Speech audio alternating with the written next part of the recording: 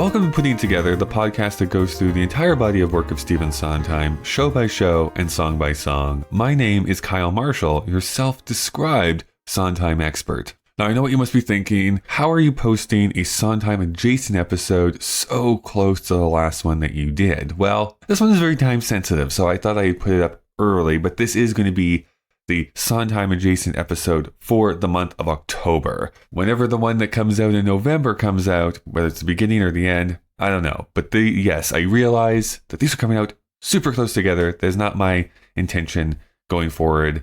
I do want to thank you so much to the people over at Patreon that makes this bonus episode that we do each month possible. You yourself can become a patron if you go to patreon.com/puttingittogetherpodcast. I still have not figured out what I want my next goal to be, like what level we're trying to get to. I'll think of something sometime.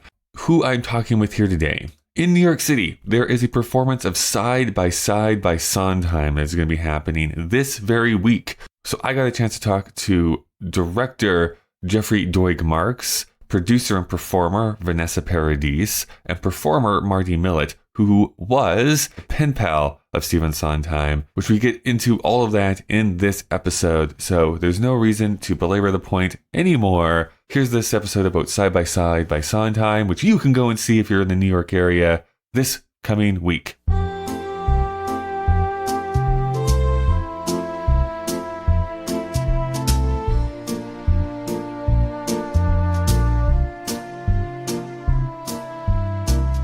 Geoffrey Doig-Marx, Mardie Millit, thank you so much for joining me here today. I'm excited to talk to you about the newest production of Side by Side by Sondheim. Mardie, I want to start with you because I think the big thing that was told to me is that you used to be a pen pal of Stephen Sondheim.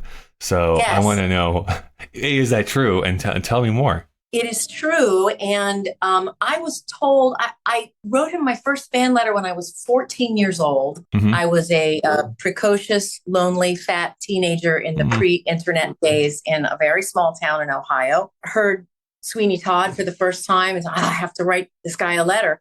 And someone that I knew someone who had his address and said, it was an adult, obviously. Right. And this person said to me, he was known for answering fan letters. So you should go ahead and write to him. So I wrote to him and he wrote back, thank you very much. And being a kind of ballsy kid who didn't know any better, I wrote to him again. I asked him some questions about some musical things that he had done in Sweeney Todd, like the bird calls at the beginning of Greenfinch and Linnet Bird. And I asked him a lot of really like hyper focused, detailed questions. He answered everything and he was like having a good time. And we started just writing. Like I would write 4 pages and he would write 1. But I mean, we remained pen pals for a very long time. I was corresponding with him while he was writing Merrily We Roll Along. And in fact, it was that year when I was 14 and at the time they were planning on casting actual teenagers in Merrily. They ended up going with older people, which was obviously a better idea. But he invited me to come to New York and audition for the show. That's amazing. And I did. And I know. I came with my mom and I didn't get to meet Steve at the one time that I could come and they could accommodate me. He literally couldn't be there, but I auditioned for Paul Giamatti and Joanna Merlin. And, as the guy in the producer's movie says, I didn't get it. but it's like I said, they ended up going another way, but it was an amazing opportunity and he was incredibly generous like that with me and with a lot of other people that he wrote to as well. So he was really, his friendship was a lifeline to me. And, it's hard for some of your younger listeners to imagine a time when there was no internet where you could find like-minded people. But in a town of 3,000 people in 1980, in Eastern Ohio, you were SOL if you didn't happen to know someone that you could write an actual letter to. Well, 2 quick follow-up questions to that. One, did you actually end up seeing Merrily We Roll Along in the 2 weeks that it was actually on Broadway? I coincidentally and magically enough, we bought, my parents bought tickets for us to see it. And it turned out it was the final performance. Whoa, okay. I saw the final performance. Betty Comden and Adolph Green were there wearing T-shirts that said "Sad Friend," because the costumes are all T-shirts with writing on them after those American flag things got scrapped. I was very dressed up, and people kept asking me where the bathroom was because they thought I was an usher. But there, I mean, it was everyone was crying. I was crying.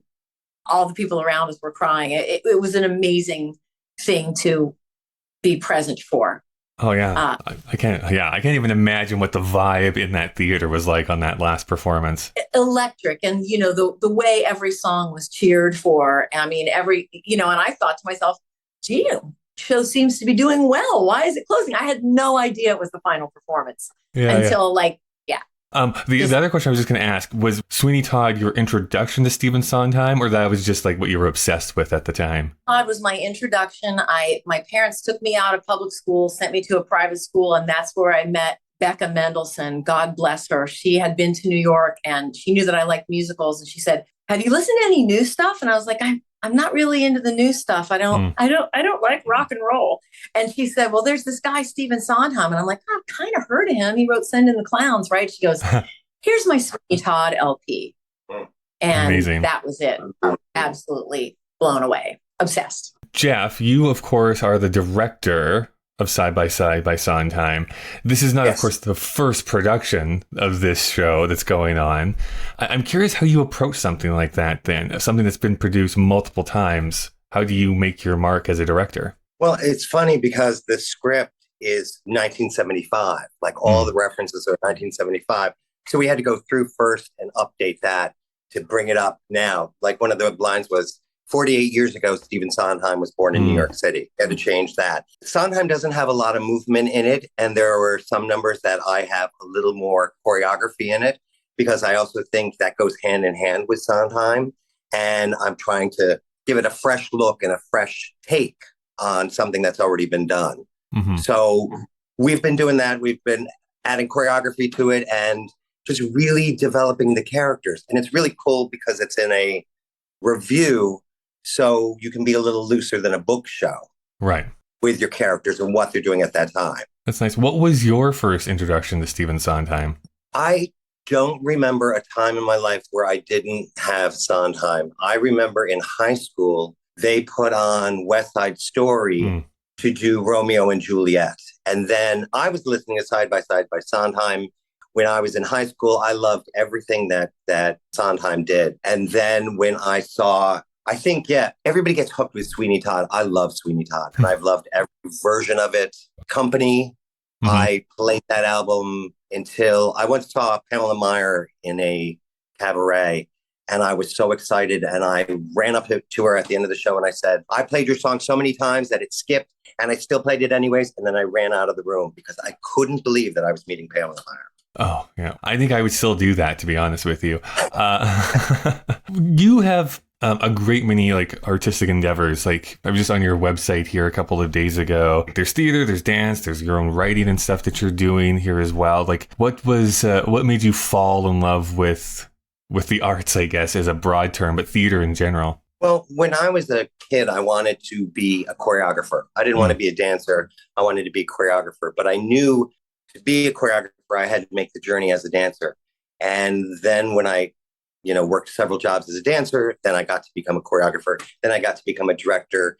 Then about 2011, I got married and moved to Harlem. And we have giant walls. And I said, I want to do a painting for that wall. And my husband said, "Have you ever painted before?" And I said, "No." And he said, "Get 2 cans and a roller." And I was like, "That's funny." Then literally in 2015, I had my first New York City solo gallery opening show. Oh, wow. And I've been selling work ever since. Now I do digital art. I just love it. I love it. And theater is my passion. I love everything about it. That's amazing that you kind of just jumped in with both feet, I find. It's but I think that so many people proves no, you can, if you're passionate about it and you want to do it, then there really is no reason why you can't start. Well, I find that everybody has to have a label or they can't understand it. And so a lot of times I get, how could you do this because you write? How could you do this because you paint? How could you do this because you dance? I don't listen to it and I just keep moving forward and I'm going to make my own path and I'm having a blast doing it. So Awesome. it's great. Now, did I see Vanessa come in? She did. Vanessa is here. Perfect. Vanessa, you started Dream Productions in 2017. Is that correct? Did, yeah. Yeah. I want to know what made you start a production company in the first place. Why do that? I wanted to do cabaret, and I didn't know anything about it. So I did my own cabaret show, and it was called One Night Stand because it was for one night. And what kind of songs were you doing there? I sang a mixture of musical theater and pop because I was talking about myself, and it was kind of a get to know you type of vibe. Right. So like my two things are pop culture and like MTV and musical theater. So put the two together, and that's kind of who I am. I did it. It was great. It was, I sold it out. And then I was just like, how many more times can I do this? Because New York has a huge cabaret scene, and you go to see people sing all the time. Right. And it's a lot of the same people that you go to see all the time. And it's a lot of work. People think, you're just going to go sing in a club. Yeah, you stand up and sing, right? Yeah. Yeah. And there's like so much more that goes into it. And I was just like, it's not really fulfilling for me. Like, how often can I make people come and see me talk about myself? I mean, I love to talk about myself, but it just didn't feel right. And I always loved the collaboration of theater, of like what happens in the rehearsal room. Like, yeah, the shows are great and everything's sparkly and beautiful by then. But like the journey from the beginning to the actual production is what always made me happy. So like, well, how much did I spend? I took a look at that. And then I was like, well, how much are rights to a show? Because this is New York City. You can do whatever you want. I'm a defiant person anyway, and I will do whatever I want. So I was like, all right, I will buy the rights for a show and we'll do like a concert version of it. Sure. So that's how it started. I was like, what's a show that can be a concert version? What's a great show that people will love? What's New York? And then I landed on Company. I was going to say, because I think Company was your first one, right? Yeah, it was. Yeah. How is that like launching Company as a first show, even in a concert format? It was like, there were moments where it was scary. We had issues with some of the creative team. We had to replace some of them. You don't really know what you're doing. But, I had a great partner, and we figured it out. I mean, we had cast changes, all of the ridiculous things that can happen when you're doing a show. I don't know, it came out beautifully. We had the right people. We had an orchestra, like a little mini orchestra. It was, something to be proud of. And then, I mean, besides the show that's debuting here very soon, like what other shows have you been able to do? We did in 2018, we did Into the Woods. Okay. Which was challenging because of the size of the cast. Have a tiny little cabaret stage to work on, but it came out well. We actually won a Broadway World Award for that production. Nice. Somebody came to see us. We got a couple of write-ups about different cast members in different, media outlets. And then we followed Into the Woods with Pippin because I wanted to do, my goal with the company was to be heavy Sondheim, but like Sondheim, something else. Sondheim, something else. So we went with Pippin. That was a challenge because I always put myself in the show, but I was playing the leading player. So that was a juggle for me personally. And then again, you have choreography on a tiny, tiny stage. Right. And it's a Fosse show. So how much of his choreography can you actually like kind of use or not use? And then how many dancers are you going to have? Because you still have like all of the different characters as well. But we made it. We always made it. I mean, as a producer too, I mean, there's always that stuff of a ton of balls in the air that you keep juggling around as a production is going on. Not to get super negative about it, but I'm sure like 2020, 2021 were hard years to kind of try and limp by. What was your plan, or what was your method of attack during those couple of years? Well, we didn't do anything in 2020. We were all set to do Sweeney Todd. Right. And we were all like so looking forward to it. And then COVID happened, and we didn't do it. And then we're in 2022, yeah? Yes, yeah, I know. So yeah, 2021 is a blur. I didn't even think about doing a show because I didn't know what. Also, the cabaret venues, which is where we put them on, are very tiny. And with COVID, it's like, it took a long time for them to even be fully functioning again.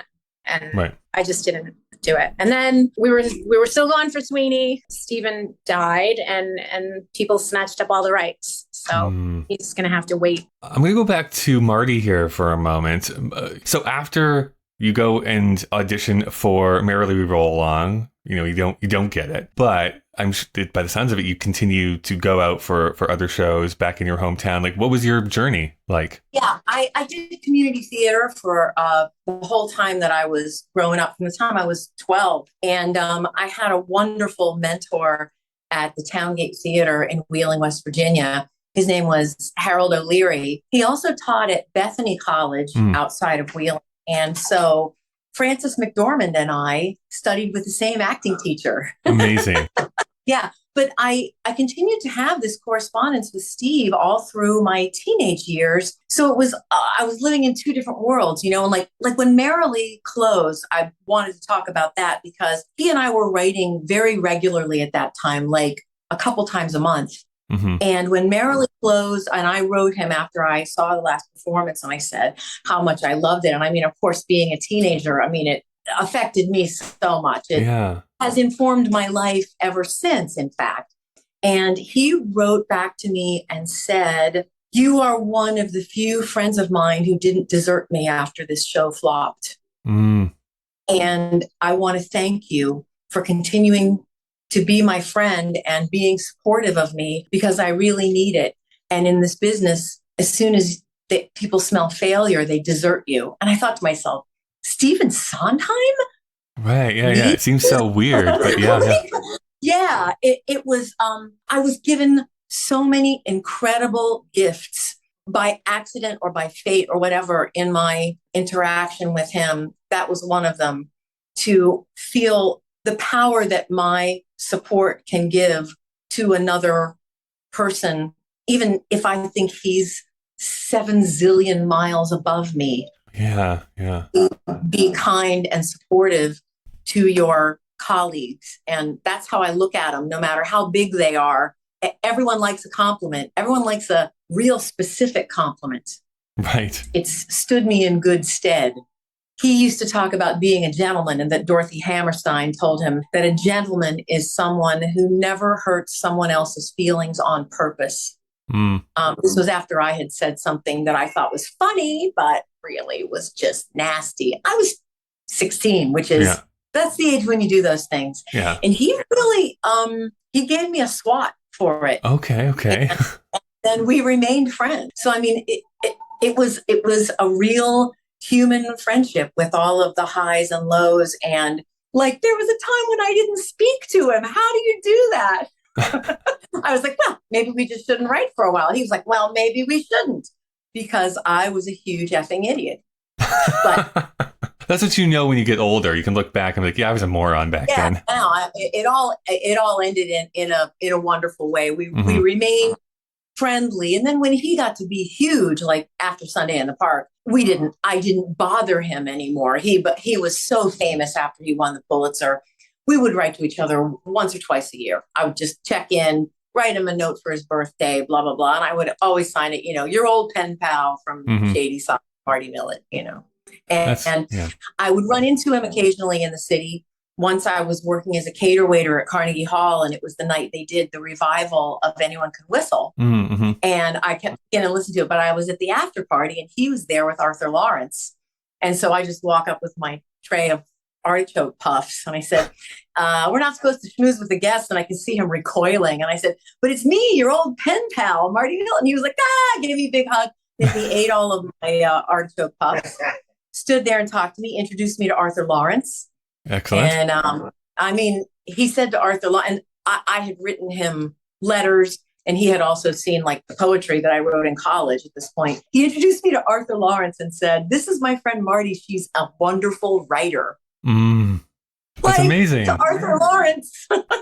I will just say right now, I will eat your artichoke puffs any day of the week. So just That's what she said. No, yeah. It was an amazing experience. And yet, here I am. He didn't open a door and push me through it. He got me an audition once, got people to see me, but it was something that they didn't think I was right for. He didn't take my hand and guide me to stardom, which certainly I would have been willing for him to do. Sure. But you know what it reminds me of? There's at least in the movie version of Tick Tick Boom, Jonathan Larson, the character in that, says that one nice word by Stephen Sondheim sustained me for 2 years when I wanted to give up, right? And sometimes there's people, I want to be careful, like there's still people, but there are those people in your life that are like, yeah, okay, this is encouraging. I can continue on. Look, he was magical. There's only one way for me to put it. He was magical. He was more brilliant than anyone I knew. I remember when he died, there was a quote Paul Gemignani said to, I can't remember to whom, "Who's going to make us feel inadequate now?" And he pushed everyone he knew, and he knew that was his job. And did he have an ego about it? Sure. But he also was still so kind and so generous to the people that he mentored. And he mentored, like we now know, he mentored like hundreds of people. And he had that ability. And don't tell me that's not a magical gift. Well, turning to this show in particular, what songs are you a part of? What role are you taking on here through Side by Side by Sondheim? Well, we have expanded this show from 3 people to 6. And so the distribution of songs has been very much personality based. Yes, personality wise, as Vanessa says, you know what? And a lot of it was, I came into this show knowing all of these songs like the back of my hand, because like I said, I was a fatless teen. So I know all of the parts. So if there's a song that people that like nobody really wanted because it had 11 verses, I'm doing it. I'm singing I Never Do Anything Twice, Great song. Great song. Ones with all the verses. But no, I get to sing Send in the Clowns, which is something that I actually never sing because Send in the Clowns, everybody does that. And then it's like, oh, wow, when you actually start working on it, you realize what an incredible gift of a scene that is to play. That's what it is. It's a scene with him. It's a monologue, but obviously, but the guy is there while you're going through your entire relationship with this person. That's right. On this podcast, that is what the conceit of the show is, that every episode, normally we do a song analysis. It's just one song that we're going through lyric by lyric and kind of talking about it. And so many times that's what me and my guests discover is like, oh, this is a scene unto itself. Beginning, there's middle, there's an end to it, there's a flow to it. This is a specific word that's used that's really important that comes back at the end. For an actress, I'm sure that's a great gift to be able to utilize. Everything for him is about character. And if there's a little music in between one line and the next line, it's because he means for something to happen there. A thought, a change, an adjustment, or maybe it's movement. I don't, could be that. But I used to sing opera, and working on Sondheim is very much like working on Mozart. Everything that you need to know is in the song. It's in the lyric. It's in the music. It's all there. It's a wonderful thing to immerse yourself in. There's nothing better. It's always so funny. You hear so many interviews like I do because I'm obsessive about it. I watch a lot of interviews, and he often says that's like, honestly, performers always come to me and ask me questions. And it's like, it's there. It's all right there that you can take from it. So just follow along with the song and it'll tell you what to do. Jeff, I'm going to bring you back into the conversation here. Obviously, as a director, there's a lot of moving parts and stuff, but is this your first Sondheim thing you've done, or have you done other Sondheim work? First Sondheim. And it's very, I love Sondheim and I love everything he's done, and I've gone through and dissected all of it. I usually start with the acting, like what is going on in the scene and what are you portraying? How are you feeling to get the song across? And where is it going? I always find that there's so many lists in Sondheim, like I won't do this, I won't do that, I won't do this, but then I'll do that. And there's always these lists that he makes. Right. So it's really interesting. And every character's so different. There's Pretty Lady from Pacific Overtures. Thank you. And I think it's a dark song. It is so pre-Sweeney Todd. And if you look at it, it's the sailors looking at the women, but they're not geishas. because in Act 2, they bring the madam is releasing the geishas to the world. So many times I've heard that song and it's been like a happier version of it. It is creepy. It is stalkerish. Yes, it is. And it's just, and I love for that brief moment. Yeah, it's beautiful. It's so beautiful. And it comes between two light songs. So I really wanted to see the darkness of it. And you can hear sort of like the beginning tones of like what became Sweeney Todd. It's this whole dark overtone. Yeah, it's remarkable that way. I mean, it's so fascinating because I guess as this is your first project, you get to have an experience of doing bits and parts of a bunch of different Sondheim shows. This is probably like trying to pick a favorite child or a favorite pet or something like that. But is there a favorite sequence, a favorite song that you had the most fun like choreographing? There is, I mean, the most choreography goes for the opening number, which is from Forum. And then we do Everybody Says Don't, which is the opening of Act 2. And that has the most choreography. But even things like You Could Drive a Person Crazy is it's a little trio and a little movement to that. And I also thought the same thing with Foxtrot, a little bit more movement to Foxtrot, because we get the joke. The joke gets hammered home. I got it the first time. What are you going to do to bring that and keep them interested in what the joke is? Mm-hmm. I think one of my favorites is I'm Still Here. I love it. And because it speaks to so many people. I mean, even if he had updated the lyrics to today, if he was still around and went back and changed it all, there's so many, it's just such a great song about surviving and moving and just moving through life. I had to actually look up some of the references when we got to that song on the show. But even if you don't understand like every single reference, like you get that this person has seen a lot of stuff. Well, it's even cool to go back and find those references and be like, oh my God, I didn't know that that's what it was. Yeah. Like, what's the Balthazar? What's the... BB's bathysphere.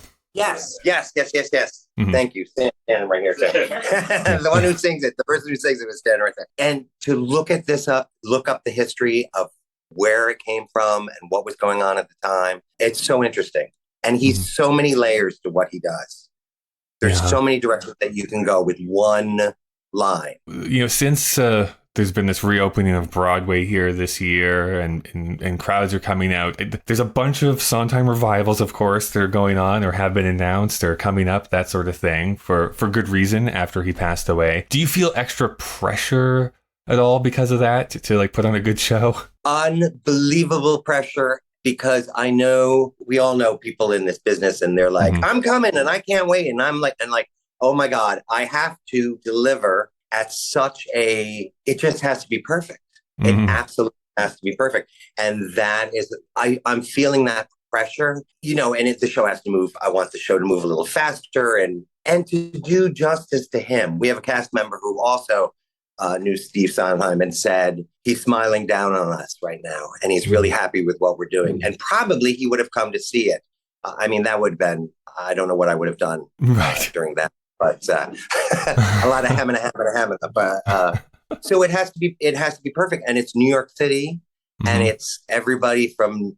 This is one of the first, you know, coming back. With Sondheim. So we'll see. I'm very excited. The cast is great. The venue is great. What is the venue again? We are at the Triad, which is on 158 West 72nd Street.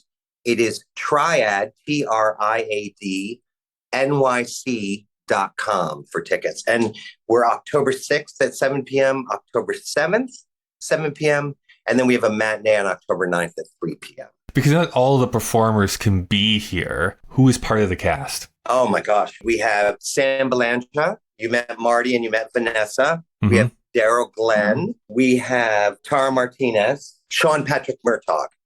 And then Darren Cohen is our musical director, and he is fabulous. And he has done so much, and we are very lucky to have him. Here's my last couple of questions here, probably for Vanessa. Who should come and see this show? Like, of course, there's the Sondheim fanatics out there, but who else should be coming? Anyone. I'm singing Broadway Baby, which most people, even if they're not Sondheim people, seem to know. Or, yeah, it's always Broadway. Broadway Baby and Send in the Clown. So anyone who likes those songs, anyone who just may have seen the revival of Into the Woods, or if they are wondering like what's going, like if they keep hearing Stephen Sondheim's name and all of this press because of his passing, they should come. Anyone who likes music, if you like opera, come see this. If you like busty ladies shaking their boobs, come see the show. You know, like there's really something for everyone. I was going to say there's something for everyone in this show. Yeah. I mean, I wouldn't say children per se, but these things could go over their head. You can still bring them if you need to. Is this still kind of like a cabaret performance? Does it feel like that? Yeah, because it's like, you know, it's a little review. It's not, there's no script holding it together. Even the blurbs that we have, like the narrations, they end like halfway through the first act, and it's just kind of song after song. So yeah, it's cabaret-ish. As far as Dream Productions goes, is there something else in the works right now, or are you just like focus on the show right now? No, we're focused on this show, and then we will. I actually was granted the rights for Sunday in the Park with George. Nice. But I haven't decided what to do with that yet. So. Okay. Exciting. To be determined is what we'll find out there. Vanessa, did I ask you the question I asked the other two, which is what was your first Sondheim experience? Oh, no, you didn't. Okay. No. What is your first Sondheim experience? Outside of a music box that was a clown that played Sun and the Clowns. In my high school, when I was a freshman, they announced they were doing Into the Woods. And I was 13. I was a freshman. I wanted to be Little Red Riding Hood in the worst way. They showed us the video of, you know, the original production. And I was like, oh my God. Like, I was immediately obsessed. Yeah. And then I went to the auditions and I got cast as the witch instead of... Amazing. Yeah. And all the seniors hated me, but whatever. They got over it. And I've just ever since that, like I grew up doing community theater. I've been performing since I was about 4 years old. There was a production of Follies when I was about 10, but you know, you're 10 years old and Follies isn't really for a 10-year-old. No. Yeah. So it was like a couple years later, 3 years later, and it was Into the Woods, and it was just from there on. It was like there's a role for me in every show you got. Like, come on, like this is fantastic, and everyone loves Stephen Sondheim, and you know, just kind of go down the rabbit hole, I think. Because you are pulling double duty here as a performer as well, like which are the songs, which are the sequences you get to be a part of? I have all the brassy numbers. I have Broadway Baby. I have Another 100 People. There's a Gypsy section, and I'm Mazeppa in Gotta Get It. I am Anita in the West Side Story section. I'm just the one who's gonna like shake my boobs and have a good time. We've said it here, but just to reiterate, just so everyone has a chance to know when it's happening, can you just reiterate the dates and the times of when people can come and see the show? It is October 6th at 7 p.m., October 7th at 7 p.m., and October 9th at 3 p.m. And it's all at the Triad Theater, which is on West 72nd Street. Thank you so much, everyone. Vanessa, Jeff, Mardie, for taking time out of your busy schedules here in rehearsal week to come and talk with me. It's unfortunate I'm not in New York this coming week, or else I would be swinging by myself. As they say in the theater, break a leg. Thank you.